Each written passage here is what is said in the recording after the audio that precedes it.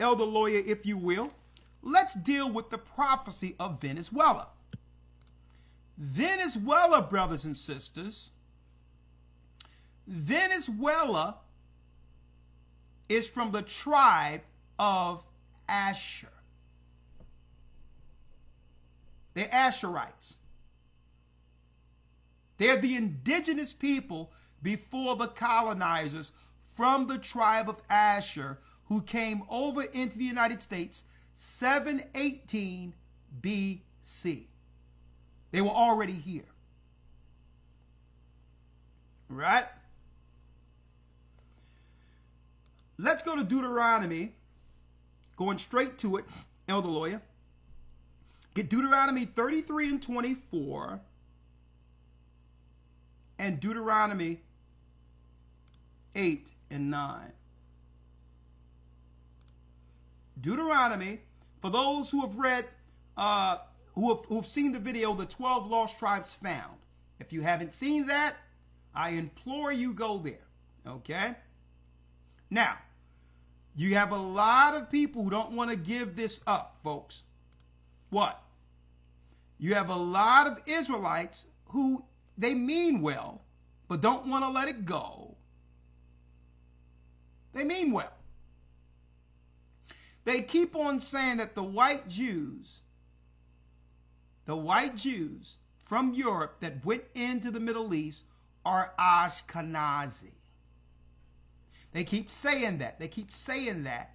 And because there's a lot of Sephardic, you got Sephardic, Ashkenazi, self-proclaimed Ashkenazi. You have Israelites claiming that they're from the tribe of Japheth because of the Ashkenazi title they've taken on. Well, if you know the history of Amalek, of Esau, he what? He assimilates into every culture and calls themselves by the people names that he assimilate with. So when you see Ashkenazi, Esau once assimilated themselves amongst the ancient Japhetic people. And this is why a lot of Israelites are confused. So I don't blame them for going to Ashkenazi and seeing that, because white people told them they were Ashkenazis. Jewish people told them. See? The same way white people today on these reservations told people that they were North American Indians. They assimilated. They assimilated. See that? So I understand why they're doing it, but they need to do further research. There's no prophecy that say that Japheth would be in position to rule the world at the very end. It doesn't fit prophecy. You just can't use what they told you, and you know they lie. They lie every place they go.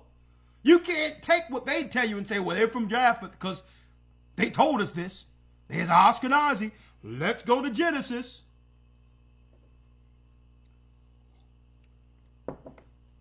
Now, let's break down Venezuela real quick, elder lawyer, if you will. Let's go to Deuteronomy 33, verse 24. Yes, sir. Deuteronomy 33 and 24.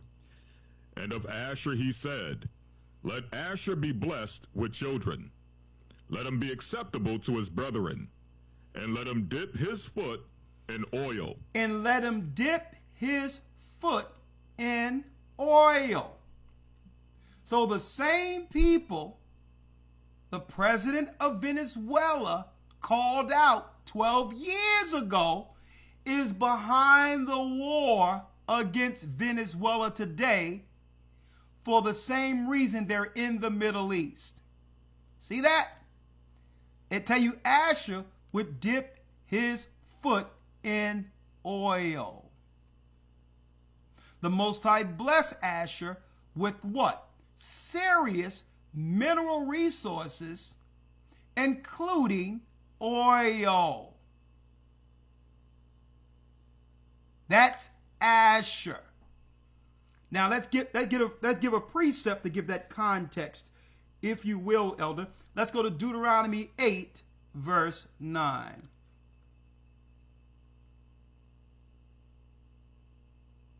Deuteronomy 8, verse number 9.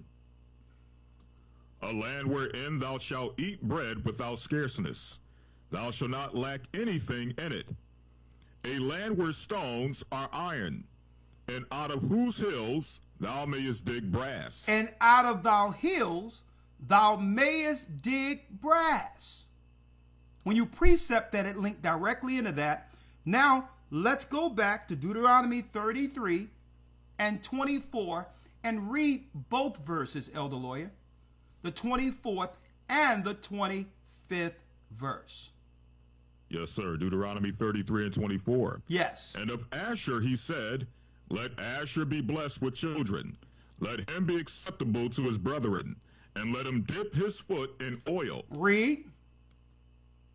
Thy shoes shall be iron and brass, and as thy days, so shall thy strength be. So shall thy strength be. So what was our prophets prophesying concerning Asher? All of the mineral resources, including oil, they would hold under their feet in the last days. Huh? I need y'all to look at this real quick. Boom. Real times.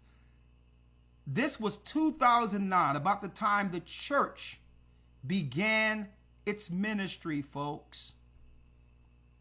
We had this stuff for years.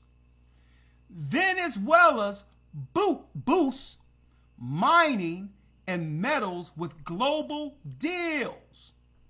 They were making global deals with Iran and different countries way back then. And that was an issue because they was borrowing out the United States. And through this, Venezuela had the best economy for its people during the time of Chavez and all that.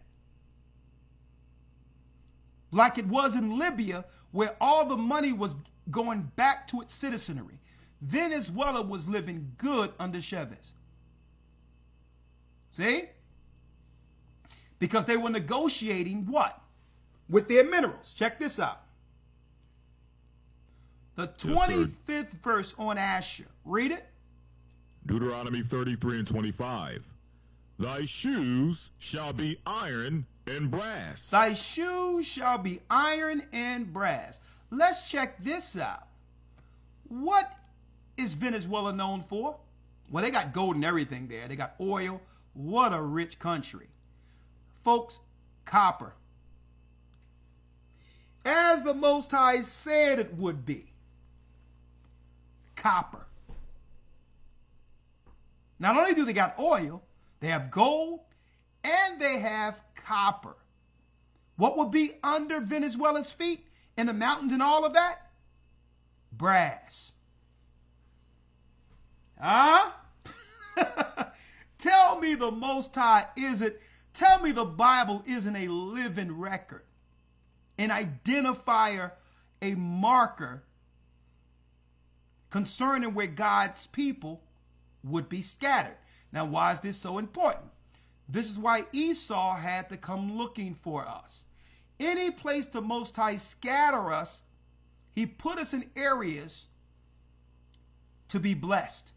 Even after we were scattered, we would go into areas where the Most High would provide for his children. Now, Esau, claiming to be God's people, are seeking to steal all the resources that were naturally, according to prophecy, given to us within the diaspora. Huh? Are y'all following me here?